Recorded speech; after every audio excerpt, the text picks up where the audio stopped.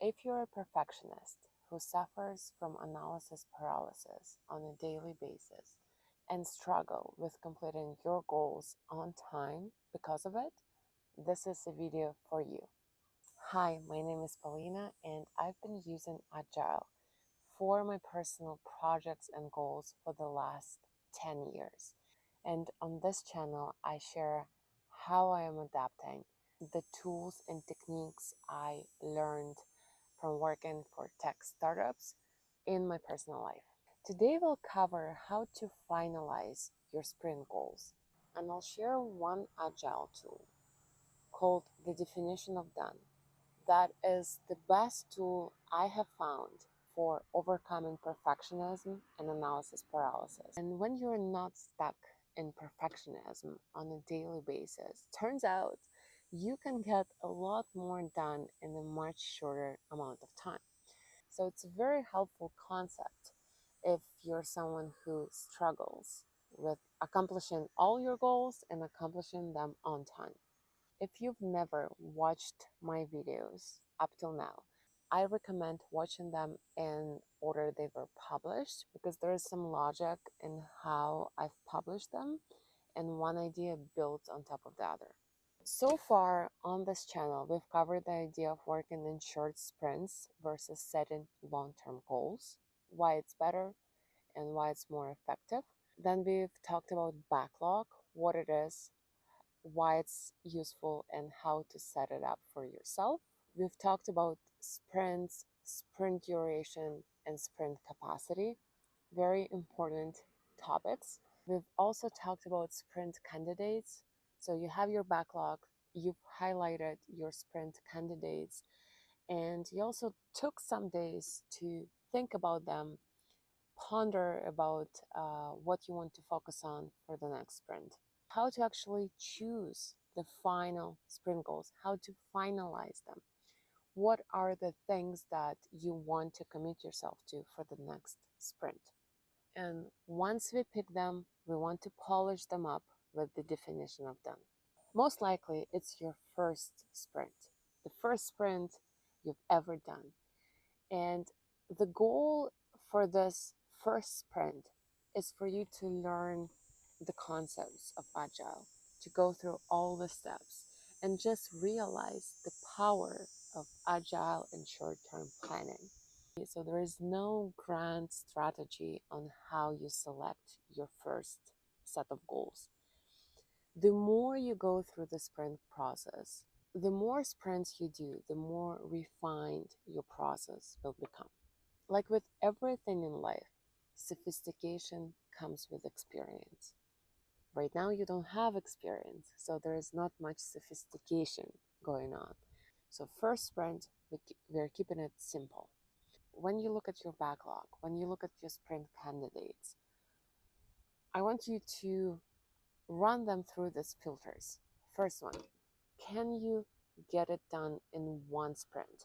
Can you actually take this goal from not finished to the finished state in one sprint?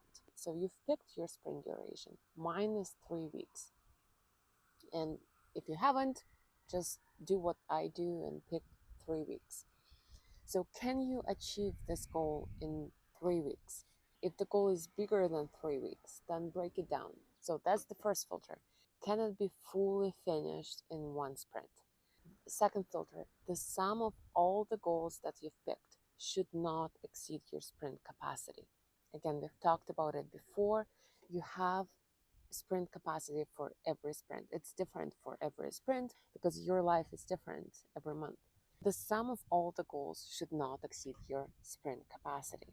Third filter, this goal has been on your backlog for at least 1 week. So it had some time to age, and I've talked about the importance of it in the backlog video.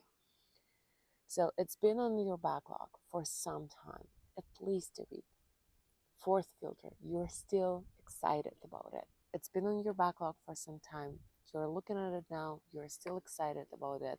You still see the value of accomplishing this goal. And the final fifth filter is that you are the one person who can move it all the way from not started to finished. So there are not a lot of dependencies going on. Unless you're using Agile and Scrum on the team level, then it's a different story. But if you're using it for yourself and no one else on your team is using Agile and Scrum to accomplish their goals, make sure that the goal that you pick, you are in full control of getting it done. Because if you rely on someone else to finish their part so that you can move forward and do your part, it's not a very good goal to pick because you're not in control. I have a lot of readers who work in academia. You might want to put a goal of publishing your research, publishing academic article. Great goal, but not a good sprint goal because publishing involves other people. It's the magazine, editors, final reviewers, it's a bunch of people. But submitting your paper for publishing, that's a great goal to have because you are the one who clicks submit. And what happens after that? Well, kind of irrelevant. And we'll see when it happens, that then you can set another goal. But you should be able to move it to the finish line without getting other people involved. There might be some involvement, but it should be very, very minor. Again, you should be able to move it all the way to done in 3 weeks. Now let's look at the definition of done. So you've picked the goals and now we need to polish them. I'm sorry, I'm having Canadian geese flying over me right now. Um, okay, so polishing your goals by adding the definition of done for each of the goals. This is something that I hear helps a lot of people out, especially the ones who suffer from perfectionism and analysis paralysis. What is the definition of done? It's the answer to the question, what does it look like when it's done?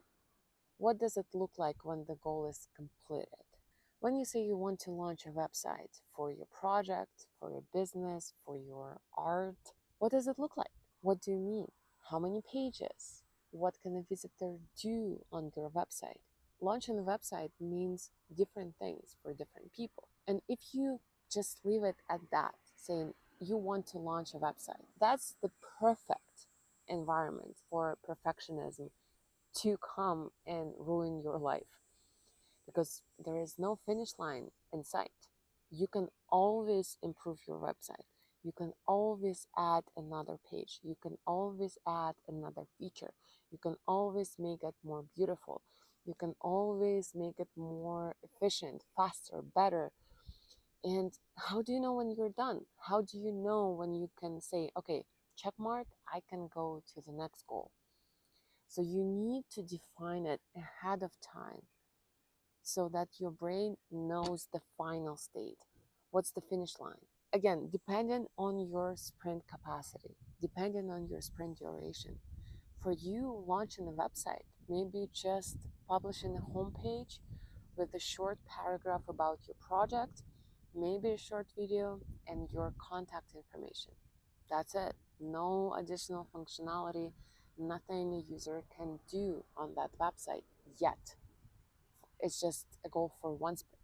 For the second sprint, we can build more on the website. But for this first sprint, if you have more sprint capacity and maybe you have done it before, you have experience and you can do things faster, then maybe your definition of done can be a little bit more sophisticated. Maybe you can say, okay, I want to have 3 pages. I want a user to pre-order something. Perfect. So how do you know when you created a proper definition of done? I've come up with this concept of the random person test. So when I explain it to people, I say, imagine yourself at the end of the sprint and your goal is finished. You've completed your goal. You want to be able to go outside to the first major intersection, grab a random person off the street. You don't know them, they don't know you, they don't know your work, they don't know anything about you or your life, and you invite them over to your house and you point at your project, and you also point at the definition of done. So you give them this piece of paper and you point at your work and say, can you check if it's done? And this random person, without much context, can look at this piece of paper and look at your work and say, yes, it's completed. And there shouldn't be much discussion going on. So, as a result, when you create a definition of done, it should be exceptionally clear. It shouldn't have any subjective terms such as beautiful, efficient, easy, improve, simplify. These terms are highly subjective. What's beautiful to me is not beautiful to you. But if you say that you want to paint walls in your house and install a bookshelf and hang three paintings in your room, that's very clear. And a random person can come into your room, look at your room, and say, okay, I can see the walls have been painted. I can see a bookshelf and I can see three paintings. Yes, the goal is completed. If you want to apply it to your professional life, a lot of definition of done boil down to some email that you want to send out or some form you need to submit, or again, in the example of academia, something you want to submit for publishing or for review. So this is the definition of done. You want to say, okay, I want to send my first draft for review, and the definition of done is that email with the first draft is sent to my supervisor, to my editor, to whoever you want to send it to. So that's the final stage. And if a random person can come into your office, open up your email, look at the sent folder, and find that email with the PDF attachment, then they will be able to say, yes, this goal is completed. And here's the important thing. The definition of done, it's not all the steps that you need to do. Again, to submit your first draft of your research, of your book, of your marketing email, whatever you're working on, this, the definition of done is that final stage. The email is sent, something is submitted, something is published. But there are a lot of steps that you needed to do before that. That doesn't go into the definition of done. That goes into weekly planning, daily stand-ups, all of that. And we'll talk about it in the future. But the definition of done is it should fit on a simple sticky note. So how I usually do it is I create a sticky note for my goal. So I can write like submit first draft. And then I have a second sticky note with the definition of done saying that email is sent with the first draft to so and so. And I have those two sticky notes next to each other on my Scrum board. If this has not been enough, you can find more examples of my sprint goals and the definition of done on my blog, monthlymethod.com. I've been writing this blog since 2021. There I have examples of how I applied Agile to home renovations, to finishing my grad school early, to what else, to transition in my careers. And I dive into like all the sprint goals, all the definitions of done. So you can go and check it out. If you have any questions, leave a comment. I read them all, I respond to them all. You can also subscribe to my newsletter on my blog, monthlymethod.com. The link will be in the description notes. That way, you are not missing any videos, any articles, because sometimes when I don't have enough time to record, edit, and publish the video, I can write a blog post much faster and send it to my newsletter subscribers. All the links will be in the description. And for now, enjoy your sprint and enjoy the fruits of your labor. Enjoy the fruits of the definition of done. And I'll see you in the next video. Happy sprinting!